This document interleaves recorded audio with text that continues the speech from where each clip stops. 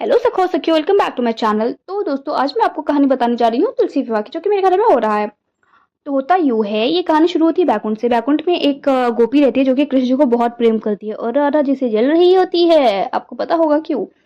तो खैर वो कृष्ण जी से बोलती है कि भाई आप मेरे से शादी कर लो, मेरे मतलब जैसा प्रेम आप राधा जी को करते हो वैसा प्रेम मुझे करो। बट कृष्ण जी बोलते हैं ऐसा ऐसा कुछ नहीं होगा। उस गोपी को बहुत गुस्सा आता है और वो गोपी बोलती है ठीक है, मैं पृथ्वी लोक पे तब तक जन्म लूंगी जब तक मैं आपको पा न लूं। होता भी यही है। उस गोपी का जन्म होता है वृंदा नाम की कन्या के रूप में।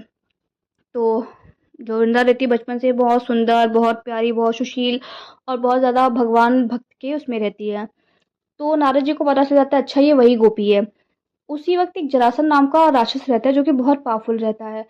तो नारद जी जाते हैं जरासन से बताते हैं कि जिससे भी वृंदा नाम की कन्या का विवाह होगा उसको कोई भी हरा नहीं पाएगा। जरासन जाते हैं वृंदा के पिता के पास और वृंदा से शादी करने का प्रस्ताव रखते हैं। और वृंदा के पिता अ, बोलते हैं कि भाई तुमको इनसे शादी करनी है। वृंदा कर लेती है अपने पिता की आज्ञा मानते हुए, जो कि आज के बच्चे नहीं करते हैं। तो फिर क्या होता है कि अ,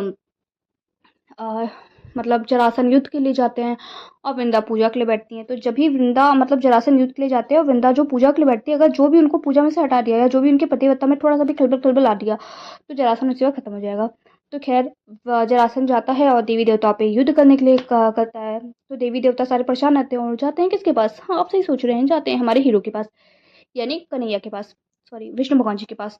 तो फिर विष्णु भगवान जी जाते हैं और उनको सारा वृंदा को सारा फैक्ट बताते हैं। और वृंदा को जब पता चलता है कि है मैं जिसकी पूजा कर रही हूँ ये उसी को मारने पे तुला हुआ है, तो उनके पति विता प्रेम में थोड़ा सा खलबल खलबल खलबल होने लगता है। और जैसे ही होता है जरासन वहां पे खत्म। तो वृंदा को लगता है ऐसा तो नहीं ये सारे भगवान लोग मिलके छल किए मेरे साथ। तो उसी वक्त वो श्राप दे देती हैं विष्णु भगवान को कि तुम पत्थर की मूर्ति बन जाओगे। और ऐसा श्राप मिलने पे फिर आप जानते हैं धरती पर से कंट्रोल हट जाएगा ना, फिर क्या होगा। तो सारे देवी देवता आते हैं वृंदा के पास और तब नारद जी वृंदा को अपना पुराना वाला जन्म बताते हैं कि भाई ऐसा ऐसा है, तुम ये थी। और वृंदा को जब याद आता है उनको बहुत पछतावा होता है, फिर वो वापस से कृष्ण को नॉर्मल कर देती हैं। आप ये मत सोचिएगा कि भगवान जी सबके लिए ऐसा करते हैं, उनकी वृंदा भक्त रहती है इसलिए ऐसा करते हैं। ना ना ना, आप अपने लिए नहीं सोचिएगा। खैर भगवान जी बहुत प्रसन्न होते हैं उनसे और बोलते हैं कि वृंदा मैं इस रूप को, ये जो रूप तुमने मुझे, मैं इस रूप से शालिग्राम के रूप में पहचाना जाऊंगा और हमेशा मेरा विवाह तुमसे ही रहेगा। तुलसी मतलब तुलसी के रूप में मेरा हमेशा तुमसे विवाह होगा। तो ये थी स्टोरी। और ये हूँ मैं जो मम्मी से बोल रही हूँ मम्मी मैं सज रही हूँ, मैं कैसी लग रही हूँ, मम्मी को परेशान कर रही हूँ, मम्मी मेरे को तैयार करो, मम्मी को ये करो, मम्मी मेरे को ये करो, और मम्मी कर रही हैं। बट दोस्तों मैं कसम से तैयार नहीं हो रही थी, मैं बस बाल बनवा रही थी और मैंने कुछ नहीं किया था। वैसे हम काफ़ी समय बाद मिल रहे हैं ना।